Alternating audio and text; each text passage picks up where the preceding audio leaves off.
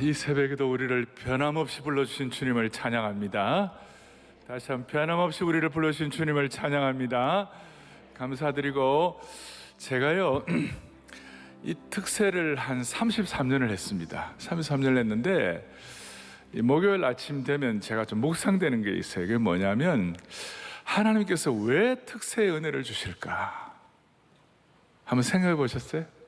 뭐 여러 가지 이유가 있겠습니다만은 이 특세의 은혜를 주시는 큰 이유 중에 하나가 우리 힘이 빠지는 시간에 인간적으로는 새벽 2시, 3시 특별히 오늘 이 힘이 빠지는 시간인데요, 우리의 힘이 빠지는 시간에 하나님의 능력이 임하시는 겁니다.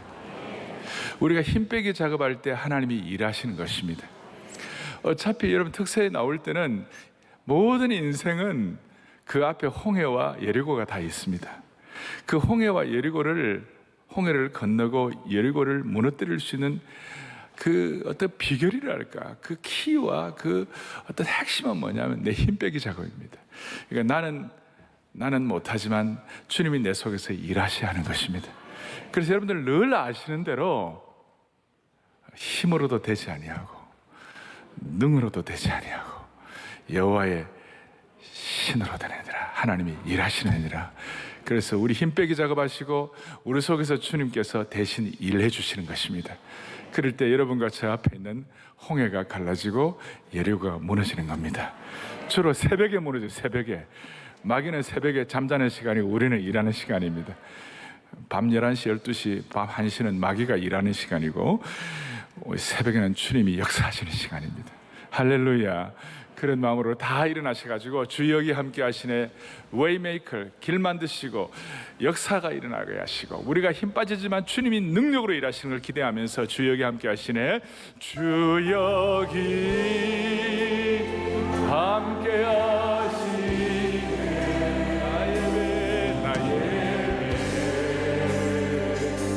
나의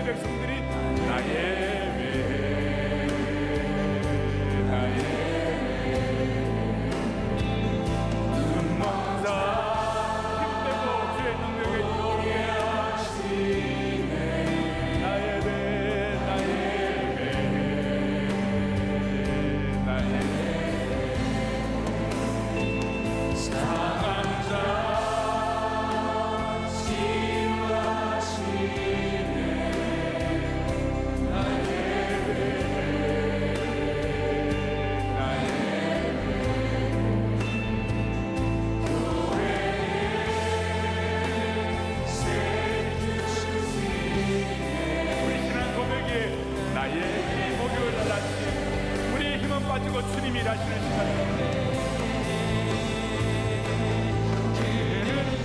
세계를 만드시는 주, 큰 기적을 행하시는 주, 그는 나의 하나님. 그는 약속을 이루시는 주, 어둠 속에 빛을 내시는 그는 나의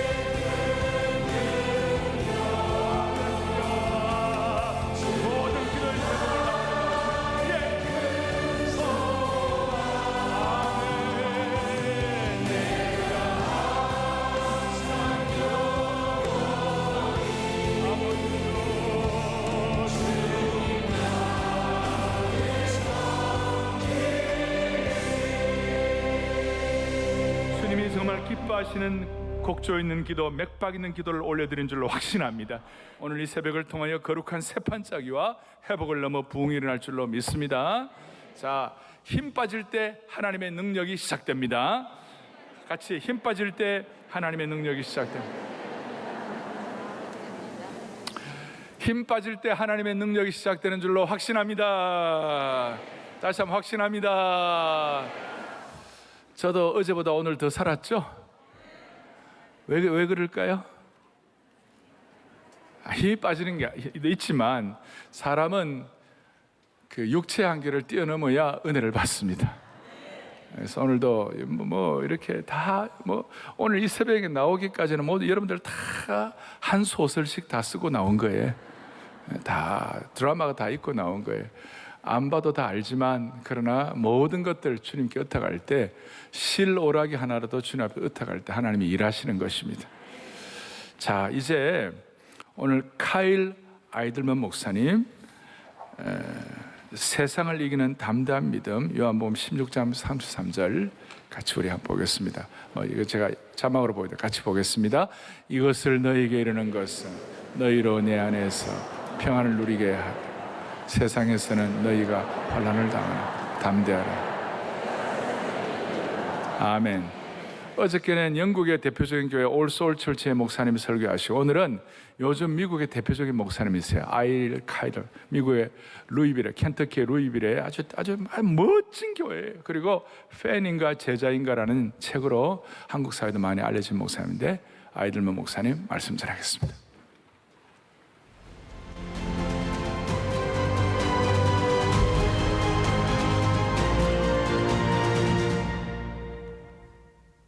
The words of Jesus from John 16:33 to his closest followers. In this world, you will have trouble. Look, I know Jesus said it, but we still try to avoid it. I mean, it's just human nature. You try to still steer clear of the troubles in this life, but lately it just seems like there's nowhere to go. Every path forward seems to be a troubled path. And so here's what I want to do for the next few minutes is I just want to take you back to the upper room on the night Jesus would be arrested and crucified. So I want to take you back to the upper room in John 14. Jesus knew what was coming that evening. He knew he was going to be betrayed with a kiss, arrested and beaten and sentenced to death. He knew it, but the rest of them didn't. And so he's down to his final words with his closest followers, and John records them for us in chapters 14 through 16. This is a section of scripture that's often referred to as the final discourse. These are the final words of Jesus to his closest followers. And in this talk, Jesus wants to prepare them for what's coming, because the future is not gonna at all go the way they think it's gonna go. It's not gonna be what they were expecting. They were used to having Jesus with them like all the time. They were used to having him there to calm the storm or put the religious leaders in place or to win over the people, with his teaching and miracles. But he was going to be leaving them at least for a little while, and he wants his followers to be ready for the trouble that's coming. So that's the word he uses, trouble. And we see this word used throughout the final discourse where Jesus again and again warns them of what's coming. And so the discourse begins with Jesus saying in chapter 14, don't let your hearts be troubled. And it ends in chapter 16 with Jesus saying, in this world, you will have much trouble. And the word trouble is a severe word. There's other words that could be used for annoyances or frustrations, but that's not this. This is a word reserved for deep pain, for intense struggle, for overwhelming discouragement. And so Jesus begins and ends his talk by making sure they understand that trouble's coming. You need to be ready for it. And so what Jesus does in that final discourse is he tells them that there's going to be trouble, but then he says, don't be troubled by trouble. He speaks to the hearts of these leaders, these world changers, and he says, look, there will be trouble, but don't let trouble trouble you. Okay, so that's it then? Do you have a podcast I could listen to? Trouble is coming, but don't let trouble trouble me. That's it. Jesus says, don't let your hearts be troubled. And I guess I just expect him to give some kind of reason that is more informative. Maybe he would say, I don't know, don't let your hearts be troubled because I'm going to fix your problems. I'm going to change your circumstances. But Jesus doesn't do that. Jesus doesn't say, don't let your hearts be troubled because I'm going to make sure everything is really comfortable and convenient for you. Instead, here's what he says. Don't let your hearts be troubled. Believe in God. Believe also in me. So the word believe here, also translated trust, is the idea of putting all your weight onto something. Now, I know that, for most of us, when I say belief, it's just kind of an easy word to dismiss. It's a word we use a lot. So let me give you an image to help you with this. The image I would use is of a walker. You know what I mean by walker? You might see somebody elderly using a walker where they put their weight on it, and then they take a step forward, and they put their weight on it, so they take a step forward, put their weight on. That's walker. And it's a pretty decent image for the word belief, because belief is what you put your weight on so that you can move forward. That's belief. What do you put your weight on so you can move forward? Whatever you put your weight on, that's what you believe in. And in this season, one of the things we've been reminded of is that if you put your weight on anything or anyone other than Jesus, you discover that it doesn't hold up. And I think there's a lot of frustration in our world right now. There's a lot of anger and division because what people are trying to put their weight on isn't working. And we want to move forward, but we put all of our weight on a political system. We put our weight on social structures or even on the Constitution, and it just can't seem to handle the weight of everything happening in our world. And so people become angry and discouraged and disillusioned because it feels like we're putting our weight on something that promises to hold us up and allow us to move forward, but it doesn't. And we get stuck or we fall on our face. And so the question that we're wrestling with is, do I really believe in Jesus? You know, in seasons like this where we're facing cultural tensions and health threats, this is the time for us to double down on Jesus. For us to declare our go-to is the gospel, our creed is the cross. To tell people who want to be a part of a movement to change the world, we've got a movement for you, and our movement is his mission. In this season of trouble, that sometimes feels a little bit more like tribulation, we're going to put all of our weight on Jesus. That's what it means to believe in him. And so as Jesus talks to his disciples about the way forward, those are the two words that jump out in this final discourse. The two words are trouble and belief. In fact, in the first half of John 14, Jesus tells his followers to believe a half a dozen times. And when he tells them to believe, it's a command. Like he doesn't say, hey, here's a best practice for you. He doesn't say, here's a helpful hint. He says to believe. It's a command. And I know it seems a little bit simplistic, this message, to a bunch of church leaders. But look, I mean, Jesus decided that this was the message his disciples needed to hear. I mean, again and again, he had taught them with parables and different lessons and messages, but when it came down to it, this is the one that he circled. He commands them to believe. Why? Because belief in your heart is what allows you to keep moving forward. Belief is what keeps trouble from troubling you. But it's a command. To not believe is a sin. It's the sin of unbelief. Unbelief is what makes trouble especially troubling. And so genuine and wholehearted belief in Jesus is what keeps us moving forward.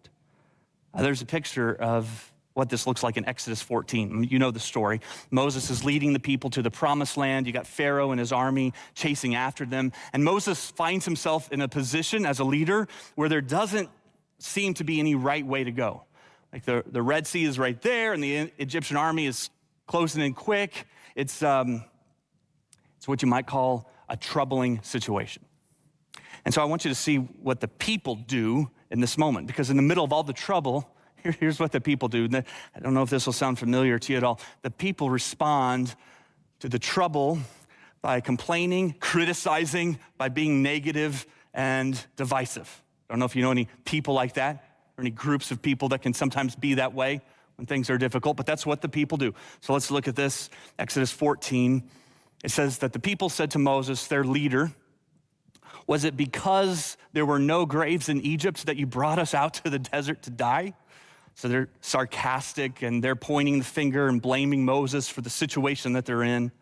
They go on to say to Moses, what have you done to us by bringing us out of Egypt? Didn't we say to you in Egypt, leave us alone, let us serve the Egyptians? And then they say, it would have been better for us to serve the Egyptians than to die in the desert. So they're just hypercritical and complaining and being negative and divisive. This is what people do in times of trouble. This is what people who don't believe do. Trouble comes, and you start to see the unbelief surface in anxiety and anger and people lashing out and lots of frustration and lots of divisiveness, lots of criticism and complaining. Now here's what Moses does, and I think it's a beautiful example for anybody who's in leadership. When he replies to the people who are complaining and being critical and negative, what he doesn't do is go through their list of complaints, right? Like he doesn't say, well, let's talk about this. In Egypt, I remember you saying that you wanted to leave. I don't remember you saying you wanted to stay there and serve. Now, he doesn't get into some email war with them. He doesn't try to debate them on social media. And instead of choosing some kind of side, he seems to recognize that their negativity and their criticism and their complaining is coming from a place of unbelief. So what do you do then as a leader? Well, he doesn't get offended. He doesn't have time to be offended. He can't afford to take things personally. There's way too much at stake to do that. Instead, he sees that it's coming from fear and unbelief, and he speaks faith and belief into their hearts. So Exodus 14, we read, Moses answered the people, "Do not be afraid. Stand firm, and you will see the deliverance the Lord will bring you today." He goes on to say, "The Egyptians you see today, you will never see again. The Lord will fight for you. You need only be still." I wonder how he said that. The Lord will fight for you. You need only be still. I don't think he said it like a counseling session where he's like, hey, be still. The Lord's going to fight for you. I don't think it was like that. I think it was more of a halftime talk. Be still. The Lord will fight for you. I know right now, and certainly in months to come, we live in a world where there's a lot of trouble, a lot of opinions and criticisms, a lot of negativity. So how do you lead through that? By speaking faith and belief into the hearts of people. This is not the time to lead from a victim mentality. We're not victims. The God who created the world is on our side. So stop acting like we're the underdog in all of this. The church will never be the underdog. The God who spoke the world into existence is the God we believe in. So why are we acting like we're defeated and discouraged when we know the plan? When we know that the victory has already been won? Be still. The Lord will fight for you. And in this season where so many of us as pastors, church leaders, we've been in a panic, running around. Everybody's yelling, pivot, pivot. Just be still. I've quoted this verse many times as a pastor. Be still, let the Lord fight for you.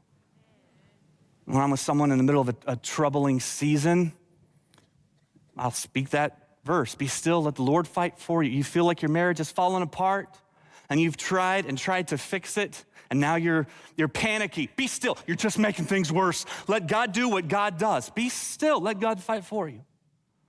And you're not sure where the next mortgage payment is coming from, and the stress and the anxiety is not only overwhelming you, but it's overwhelming your family and your children, and the tension's just infecting your home. Be still. Let the Lord fight for you. Maybe you're feeling overwhelmed because of the uncertainty of this season. Just be still. Be still. And so I've declared this plenty of times over plenty of people, but I got to confess to you something. I've never really paid that much attention to the next verse. I don't know, maybe you have, but verse 14 says, be still, let the Lord fight for you. But then verse 15, we read, then the Lord said to Moses, why are you crying out to me? Tell the people to keep moving. Did you see what happens? Moses says to the people, be still. God says, keep moving. Moses says, be still, let the Lord fight for you. God says, why are we talking about this? Keep moving. Why aren't you moving? Well, there's a Red Sea right here. It's right here. Keep moving forward. And look, this is what belief does for us. Belief allows us to be still without stopping.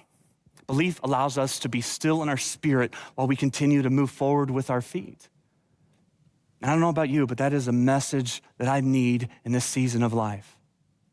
Like, it's not just be still or move forward.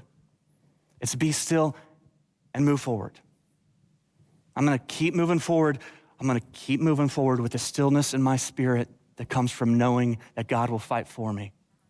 I'm going to keep moving forward with the calm confidence that the battle belongs to the Lord. And that's what happens in Exodus 14. The people move forward. God splits the Red Sea. The people walk through it. And what Moses does for the people is my commitment as a pastor in this season to say to our church, look, we're not going to freak out. We're not going to do it. We're not going to be the freak out people. We're not going to act like we don't have confidence when we have confidence. We're not going to act like we don't have hope when we have the hope of the world. We're not going to act like we don't have power when the same power that brought Jesus back from the dead is available to us today.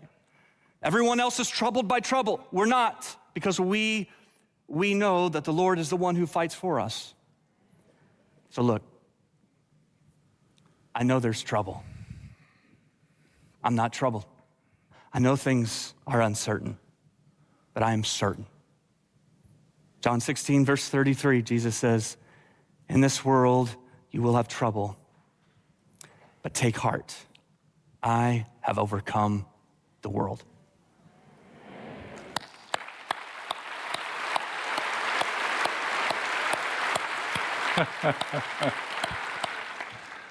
저는 그 줌이나 영상으로 이렇게 글로벌 이 메시지를 일부러 제가 보지 않습니다. 저도 기대하면서 오는 거예요. 알 사람은 알도다. 그런데 오늘 아침 정말 감사한 일입니다. 그렇죠? 감사한 일이고 참 여러분 상처받을 시간이 어디 있어요 지금. 그리고 우리가 가만히 있으면서 나아가는 거예요. 그렇죠? 이 특세 이 시간 자체가 가만히 있으면서 나가는 시간이에요. 이런 말 들어보셨어요? 천천히 빨리. 이게 믿음입니다. 오늘 주님께서 개인적으로 확신 있게 주신 음성이 있을 것입니다. 할렐루야. 가슴에 손을 얹고 주님 오늘 이 말씀에 우리가 반응하겠습니다. 주님 오늘 이 말씀에 믿음으로 반응하겠습니다. 근심하지 않겠습니다. 상처받을 시간 대신 주님을 신뢰하겠습니다. 주여 가만히 still 거친 파도 날 향해 올 때 주여 이게 be still이에요. 이게 이 찬송하면서 다시 한번 마음에 다짐합시다. 거친 파도 날 향해 올 주와 함께 날아오리리. 파도가 오르는데 주님과 날아오르는 거예요. 아시겠죠? be still. 우리가 근심하지 않고 가만히 있지만 나아가는 것입니다. 주여 우리의 삶의 모든 여정이 그렇게 되게 하여 주옵소서. 같이 우리 거친 파도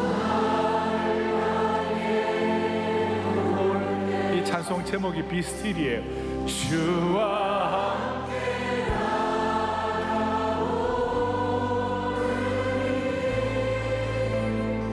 환난 중에도 주 나에게 와 내 영혼 잠잠히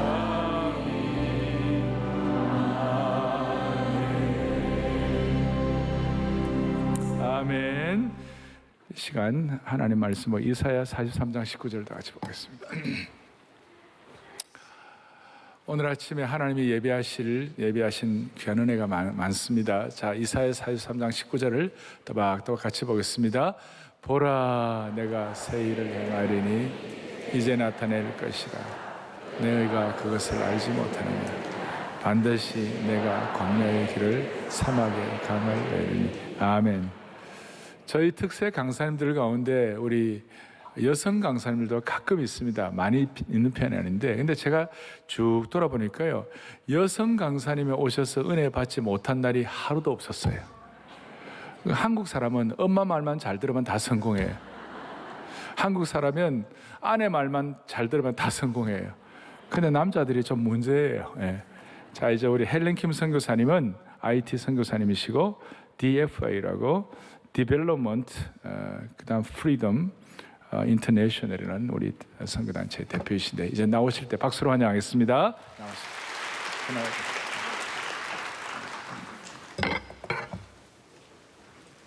할렐루야. 저는 IT에서 사역하고 있는 김혜련 헬렌 선교사라고 합니다.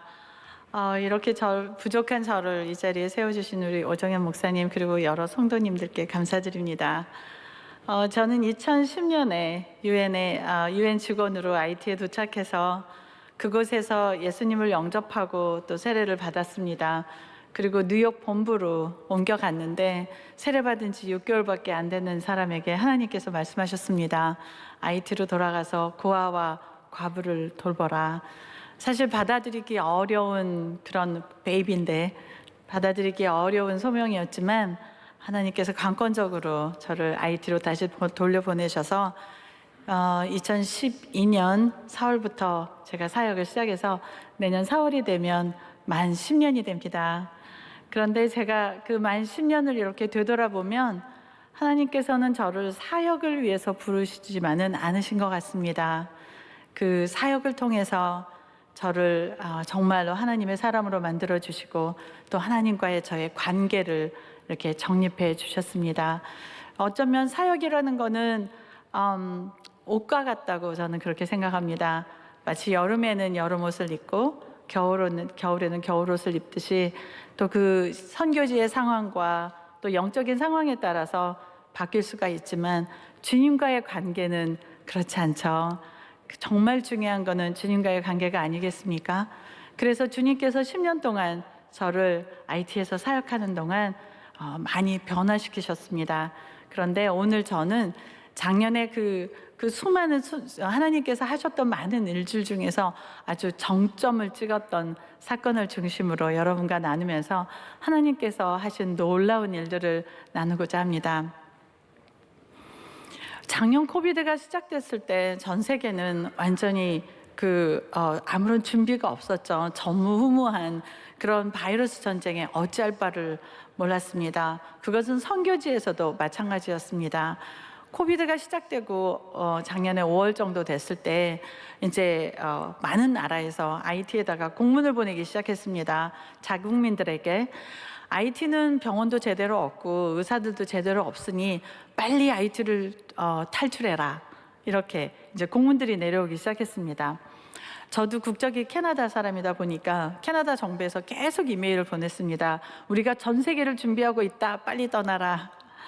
그래서 IT 공항이 정말 인산인해를 이루었어요. 많은 NGO 대표들과 선교사님들 가족들과 막 서로 나가려고 해서 굉장히 인산인해를 이루었는데 저는 나갈 수가 없었습니다. 왜냐하면 저는 길거리에서 구걸하는 아이들을 제가 키우고 있습니다. 저희를 통해서 세례받은 아이들이 100명이 넘고요. 그리고 지금 현재 45명의 남자아이들이 저랑 같이 살고 있습니다. 그것뿐만이 아니라 여성 사역도 시작을 해서 성적으로 유린당하고 그리고 정말 핍박당했던 그런 여자아이들 그리고 10대 임신한 아이들이 저희한테 와서 정말 안전하게 이렇게 임신 기간을 보내고 또 저희가 출산을 돕고 또 그렇게 태어난 아이들을 저희가 지금 돕고 있습니다. 그리고 지난 10년 동안 저희가 IT의 심장병 아이들을 수술시켜줘서 92명의 아이들이 새 생명을 찾았습니다. 그런데 제가 이렇게 키우는 아이들이 대부분이 제가 길거리에 나가서 이렇게 구걸하고 길에서 자고 있는 아이들을 제가 같이 가지 않겠니? 내가 너한테 학교에서 공부도 시켜주고 같이 밥도 많이 먹고 그렇게 하자. 그래서 제가 직접 데리고 온 아이들입니다. 그리고 그 아이들은 저를 엄마라고 이렇게 부릅니다. 그런데 어떤 엄마가 코비드가 왔다고 그래 너네들은 알아서 살고 엄마는 좀 살아야 되겠다. 엄마는 나가야 되겠다. 어떻게 그렇게 하겠습니까? 그래서 저는 아이들과 함께 죽기로 결심을 했습니다. 그리고 정말 이 아이들을 언제 죽을지 모르니까 그리고 언제 이게 만약에 마지막이 될 수도 있지 않겠습니까? 그래서 아이들과 이렇게 정말 끈끈한 시간을 갖기 시작했습니다. 그 어느 때보다도 정말 아이들과 사랑하고 막 껴안고 이러는데요. 제가 사역 가운데서 가장 행복한 시간이었습니다. 너무너무 사랑이 넘치는 거예요. 그러면서 제가 깨달았습니다. 아, 선교사가 이런 거구나. 선교사는 이렇게 살아야 되는구나. 그래서 오히려 나가지 않고 아이들과 지내면서 정말 행복한 시간을 보냈거든요. 그런데 작년 11월에 정말로 코비드가 저한테 찾아왔습니다. 제가 코비드에 걸렸습니다. 그런데 코비드 걸리기 바로 2주 전에 현지인 이제 교회에서 저한테 설교를 해달라 그래서 제가 설교를 하면서 뭐라고 했냐면 환난 중에 기뻐해라. 그리고 그 적군들 앞에서 할렐루야를 외쳐라. 이제 제가 그렇게 설교를 했습니다. 왜냐하면 IT는 정말 위험하거든요. 정말 힘 빠지고 너무 두려움 속에 있는 그런 나라거든요. 그래서 힘을 주고 싶어서 제가 막 찬양해라 뭐 이렇게 설교를 했는데 저한테 이제 코비드가 찾아온 겁니다. 그런데 여러분 아시죠? 욥이 욥기를 보시면 사단이 이렇게 하나님께 도전하지 않습니까? 욥이 그렇게 의롭습니까? 그런데 정말로 욥을 이렇게 하나님의 손을 펴서 이렇게 치면 제가 하나님을 향해서 욕하지 않겠습니까? 까닭없이 하나님을 경외하겠습니까? 그래서 시험을 하잖아요. 그런 것처럼 마치 사단이 하나님을 향해서 헬렌이 지금 하나님을 향해서 경외하라, 환난 중에도 기뻐하라, 할렐루야를 외쳐라 저렇게 얘기하는데 정말 제가 그럴 수 있을까요? 한번 시험해 볼까요? 마치 그런 것처럼 주변에 아무도 안 걸렸어요, 코비드가. 근데 저만 코비드가 걸린 겁니다. 그리고 IT는 코비드에서 신경도 안 쓰거든요. 그런데 제가 이제 코비드가 걸렸다고 병원에 갔습니다. 아무래도 코비드 걸린 것 같아요. 코비드 걸리면 증상들이 많지 않습니까? 결막염이 올 수 있다, 입맛이 없다, 냄새 못 맡는다, 토할 수 있다, 설사할 수 있다. 저 다 걸렸어요, 이렇게 다. 하나도 안 빼놓고. 그래서 제가 저 코비드인 것 같아요. 코비드 검사해 주세요. 코비드 아니라고 감기약 먹으라고. 그래서 저한테 감기약을 주는 거예요. 그래서 이제 집에 돌아갔는데 너무 아픈 거예요. 그래서 아무래도 안 되겠다고 다시 가서 코비드를 검사를 했는데 IT는 3일 걸립니다. 그러니까 지금 코비드가 이미 제 몸 안에서 이렇게 잘 이렇게 숙성되고 있는데 거기다 대고 또 제가 많은 날을 잃지 않았습니까? 제가 그래서 병원에 입원할 때는 코비드가 완전히 제 폐에 제대로 자리 잡았습니다. 오른쪽 폐 아래쪽에 이렇게 손바닥 만한 그런 염증이 이렇게 크게 자리를 잡았고 제가 엑스레이를 보니까 이렇게 빗자루를 쓰는 것처럼 염증이 쫙쫙 내려와 있는 거예요. 그 상태에서 입원을 했는데 3일째 되는 날은 제가 알겠더라고요. 제가 죽어간다는 거를. 정말 숨을 쉴 수가 없었어요. 저는 선교지에 IT에 있는 동안에 정말 온갖 질병을 다 알았습니다. 무슨 댕기열도 알아봤고 그다음에 말라리아보다 한 10배 정도 아픈 것 같아요. 치킨구냐라는 이상한 모기가 옮기는 병인데 그것도 알아봤고 장티푸스에 또 이석증도 걸려서 쓰러져 보고 안 걸려본 병이 별 없는데 이 코비드는 정말 그중에 최고였습니다. 너무 아픈 거예요. 너무 아파서 차라리 죽었으면 좋겠다는 생각이 들 정도였습니다. 그런데 이렇게 호흡을 하면 이상한 냄새가 제 안에서 이렇게 나오는 거예요. 정말 그 죽음의 냄새라고 할까요? 정말 이렇게 제가 죽어가고 있다는 거를 알겠더라고요. 그것뿐만이 아닙니다. 이렇게 숨을 쉬면 이렇게 쉬지 않습니까? 제가 이제 혈중 산소 포화도가 있는데 보통 사람이 95 이하로 내려가면 안 된다고 합니다. 뇌도 상하기 시작하고 여기 의사 선생님들도 계실 텐데 근데 제가 86까지 떨어졌습니다. 그리고 이제 산소호흡기를 끼고 있었거든요. 그러니까 제가 하다가 이렇게 딱 멈추면 그대로 죽어버릴 것 같은 정말 마지막 호흡이 이렇게 코에 딱 걸린 것 같은 너무 두려운 거예요. 근데 이 몸의 육신의 고통보다 더 두려운 건 뭐였냐면 죽음에 대한 공포였습니다. 내가 더 이상 존재하지 않는구나. 내가 이렇게 보고 있는 세상이 더 이상 존재하지 않겠구나. 사람들이 나를 더 이상 보지 않겠구나. 나라는 존재가 완전히 없어져 버리겠구나. 이 공포가요, 육신의 공포보다 더 컸습니다. 그래서 이제 죽음을 준비하면서 제가 지난 10년을 되돌아봤습니다. IT에서 살았던. 근데 이제 저는 제가 고백을 하자면 다른 간증 자리에서도 제가 고백을 했지만 저는 선교사로 부르는 거는 참 좋았습니다. 선교사라는 직분이 저는 너무 좋고 저한테 딱 맞는 직분이더라고요. 그런데 IT는 싫었어요. IT는 너무 제가 이제 영어로 Lonely Planet이라는 말이 있습니다. 어떤 여행사 프로그램인데 외로운 지구. 저는 정말 이상한 나라의 앨리스가 돼가지고 그곳에서 너무 외로운 거예요. 별로 교제도 없고 혼자서 사역하는데 가족도 없고 너무너무 외로워서 못 견디겠는 거예요. 그래서 하나님 제발 IT에서만 나가게 해주세요. 저 막 금식 기도도 했어요. 그러면 응답이 왔을까요? IT에서 나가게 해주세요. 응답이 없는 거예요. 근데 제가 이렇게 죽음을 놓고서 이렇게 뒤돌아보니까 IT가 그렇게 고마운 거예요. 제가 IT에서 예수님 영접했잖아요. IT에서 구원받았잖아요. 죽음이라는 게 저희한테는 뭡니까? 예수를 모르는 사람들한테는 그게 끝이잖아요. 그런데 우리를 이렇게 예수를 믿는 사람들에게는 이게 끝이 아니라 다음 생이 있기 때문에 죽음이라는 건 그냥 통과 의례잖아요. 이거 너무 감사함이 넘치는 거예요. 그래서 주님 앞에서 제가 손을 딱 그 힘없는데 손을 들고 제가 그랬습니다. 사단, 너 잘 들어. 아무리 네가 괴롭혀도 네가 내 영혼을 가져갈 수 없어. 주님 감사합니다. 할렐루야. 네, 적군들 앞에서 제가 할렐루야를 외친 겁니다. 그리고 입술로 범죄하지 않았습니다. 제가 그렇게 할 수 있었겠죠. 주님, 뭘 더 원하세요? Why me? 저 UN 직원 그만두고 제가 이렇게 IT에서 사역한 것도 부족하셨어요? 제가 그렇게 고통 속에서 그렇게 많이 아팠는데, 그렇게 외로움 속에서 떨었는데 그것도 부족하셨어요? 뭐 이렇게 할 수 있었지 않았습니까? 그런데 하지 않았습니다. 저는 감사를 제물로 올려드렸습니다. 그런데 무슨 일이 일어났을까요? 기적이 일어났습니다.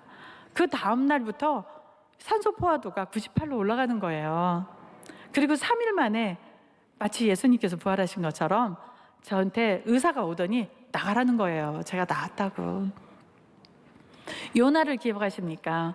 요나가 물고기 뱃속에 있었습니다. 요나가 이렇게 깜깜한 물고기 뱃속에서 막 해초가 막 머리를 싸고 막 물이 다 넘치는 그 자리에서 요나는 주님을 원망하지 않았습니다. 왜요? 이런 말조차도 하지 않았습니다. 요나가 한 거는 감사를 제물로 올려드렸습니다. 그리고 서원을 하고, 그리고 하나님께 그렇게 얘기했습니다. 구원은 주님께 있습니다.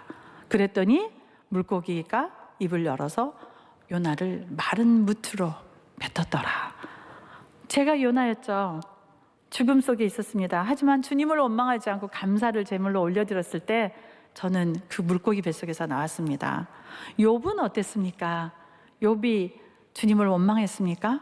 욥이 끝까지 정말 주님을 신뢰하니까 욥의 마지막 장이 뭡니까? 그 전보다 곱절로 받는 복이 임하지 않았습니까? 네. 여러분, 지난 2년 동안 얼마나 수고가 많으셨습니까? 이 코비드를 지나면서 정말 수고 많으셨습니다. 정말 비즈니스가 어려워서 고통 속에 있기도 하셨을 거고요. 또 가까운 사람, 사랑하는 사람을 잃기도 하셨을 것 같습니다. 그리고 정말 얼마나 예배를 드리지 못해서 괴로우셨습니까? 그리고 서로 만나지 못하고 떡을 떼지 못해서 얼마나 외로우셨습니까? 그 시절을 다 이겨내고 이 자리에 이렇게 우리가 앉은 거를 하나님께 정말 감사드리고 찬양합니다.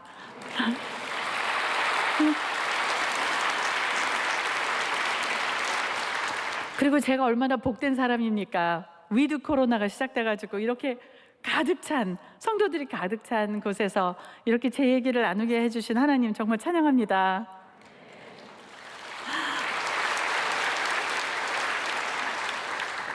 그런데 혹시 우리가 그 2년을 지나면서 혹시 우리가 입술로 혹시 범죄한 게 있다면 이 자리에서 회개되기를 원합니다. 하나님을 신뢰하지 못하는 것에 대해서 오늘 이 순간 회개되기를 원합니다. 하나님을 신뢰하고 입술로 범죄하지 않을 때 어떤 복이 내렸었는지 제가 지금 말씀드렸습니다. 죽음도 이기시는 하나님, 네, 그런 하나님을 여러분들도 그렇게 만나게 되시기를 축원합니다. 지금 제가 살고 있는 IT는 정말 혼란 속에 있습니다. 상상을 초월합니다. 여러분들 그 뉴스에서 많이 들으셨을 것 같아요. 대통령이 암살이 됐다, 뭐 많은 사람들이 납치를 됐다, 뭐 이런 얘기 정말 들으셨으리라고 봅니다. 그게 사실입니다. 얼마나 납치가 성행하냐면요, 갱들이 70조직이 있습니다. 근데 그 조직들이 제가 이제 2010년에 IT에 갔을 때는 자기네들끼리 싸웠어요. 자기네들이 있는 지역에서 서로 총 쏘고 싸웠습니다. 그러니까 제가 총소리를 들으면서 자더라도 두렵지 않았습니다. 왜냐하면 자기네들끼리 싸웠으니까요.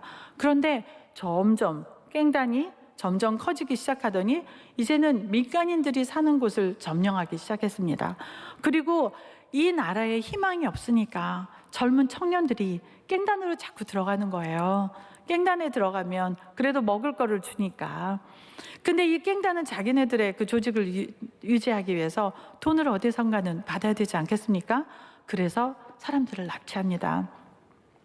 한국 선교사님도 4분이나 납치당했었고요. 3주 만에 풀려나셨습니다. 그리고 지금은 미국 선교사님 17분이 지금 납치돼서 아직 풀려나지 않은 상태로 있습니다. 심지어는 교회에서 예배를 드리고 있는데 예배 드리고 있는 목사님을 예배 도중에 들어와서 납치해 가고는 합니다. 정말 살인이 끊임없이 일어나고 심지어는 갱들이 지나가는 버스를 잡아 세워서 그 버스에 있는 사람들한테 다 돈을 턴 다음에 그냥 보내주면 얼마나 좋겠습니까? 그런데 사람들이 살아있는 채로, 아이들도 있는 채로 석유 뿌리고 불을 지르서 그렇게 태웁니다. 네, 그런 얘기들이 끊임없이 올라옵니다. 조금 전에 목사님께서 말씀하신 것처럼 저희는 지금 현재 환난 속에 살고 있습니다. 그런데 지금 또 더군다나 이제 상태가 더 나빠져서요. 제가 지금 여기 이제 IT에서 여기 잠시 나와 있는 동안에 어떤 일이 벌어지고 있냐면 경유와 휘발유가 완전히 떨어졌습니다. 지금 떨어진 지 거의 한 달이 돼가고 있어서요. 병원이 문을 닫았습니다. 전기가 공급이 안 돼서요. 그래서 이제 발전기를 돌려야 되는데 발전기를 돌릴 경유가 없다고 합니다. 근데 이렇게 차가 다니질 않으니까 어떤 일이 벌어졌냐면 이 차들이 이제 식량을 시골로 옮겨야 되잖아요. 그런데 차들이 지나다니질 않으니까 지금 시골에서는 쌀이 없어서 사람들이 굶고 있습니다. 이런 곳에서 IT 국민들이 이렇게 살고 있습니다. 그러면 이렇게 어둠이 막 이렇게 올라올 때 우리가 이렇게 어둠을 바라보면 그 환난 속에서 저희가 기뻐할 수 있을까요?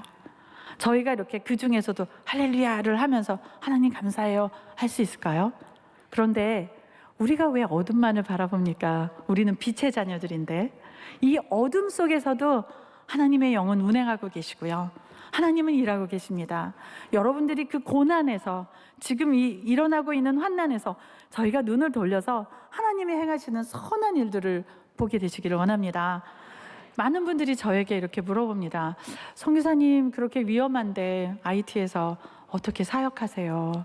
그런데 저는 그럽니다. 제가 이렇게 이쁜 사람이 이렇게 즐겁게 잘 사역하고 있지 않습니까? 이렇게 열심히 제가 주님의 선하심만을 바라보고 어둠이 그렇게 극성을 부리지만 막 그 납치의 위험과 정말 살해의 위험이 있지만 그거를 바라보지 않고 주님의 선하심만을 바라보고 저희가 그 길로 가면 하나님께서는 더 큰 축복을 내려주시지 않겠습니까? 그리고 그러다가 순교하면 또 영광 아닙니까? 네, 저의 기쁨과 이런 모든 것들이 여러분께도 똑같이 이렇게 오늘 이 시간 임파테이션 되기를 원합니다.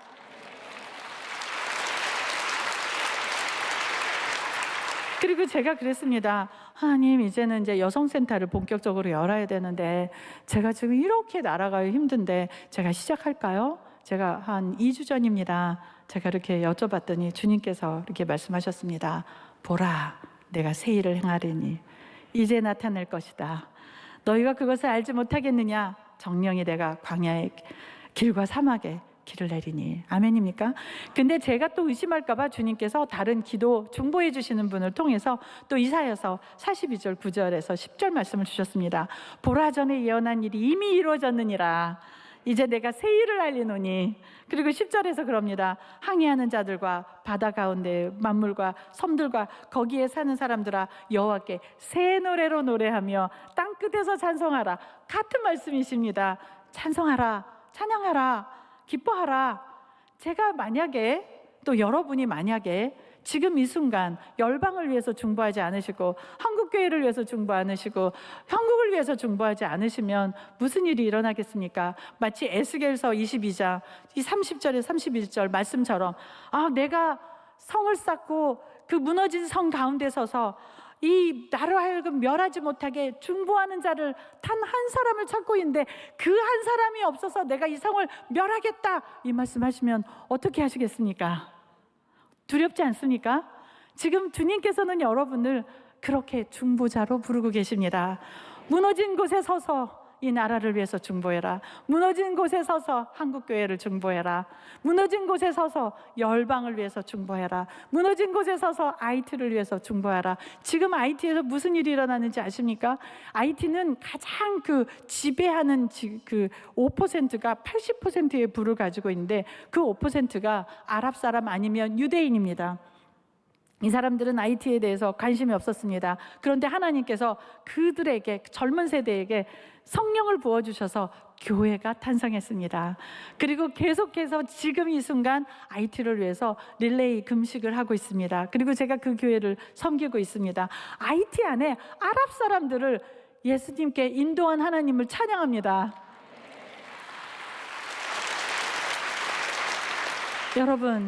여러분들은 지금 하나님께서 무너진 다윗의 장막을 세우는 자로 지금 부르고 계십니다. 여러분들이 바로 그 사역자들이십니다. 하나님은 저를, 사역을 어떻게 잘하나를 보고 저를 판단하시는 게 아니라 하나님 앞에 정말 제가 하나님께 매달려 있고 하나님께 전적으로 서 있는 사람인지를 보시지 않습니까? 그런 것처럼 하나님께서는 여러분이 물론 열심히 하시는 것도 보시겠지만 하나님께 눈물로 열방을 위해서 중보하고 또 열방에서 수고하시는 선교사님들을 위해서 중보해 주시고 정말 그분들을 위해서 헌금하는 것을 아끼지 않으시고 또 이 교회를 위해서 중보하시고 이 한국교회를 위해서 중보하시면 이 어려운 시계가 저희에게는 은혜의 때가 될 거라고 믿습니다. 저희가 이렇게 무너져 있을 때 오히려 주님은 저희 자아를 깨시고 저희의 그런 의의를 깨십니다. 그래서 하나님 앞에서 정말 정결한 저희로 불러주십니다. 지금 어려우십니까? 지금 힘드십니까? 절망하셨습니까? 희망이 없으십니까? 지금이 은혜의 때입니다. 네, 정말 감사할 때입니다. 여러분들께서 감사를 올려드리고 주님께 영광을 올려드릴 때 여러분들이 바로 이 나라를 세우는, 열방을 세우는 그런 중보자가 될 것이고 무너진 다윗의 장막을 세우는 그런 분이 되실 거라고 믿습니다. 그리고 제가 말씀을 마치기 전에 IT의 선교사로서 한마디 정말 부탁드립니다. IT의 교회가 세워지도록 도와주세요. 그리고 그곳에서 찬양이 일어나도록, 그 기도의 집이 일어날 수 있도록 도와주시고 방송국이 세워질 수 있도록 함께 기도해 주시고 이 어두운 IT가 정말 주님의 나라가 될 수 있도록 함께 중보 부탁드립니다. 할렐루야, 감사합니다.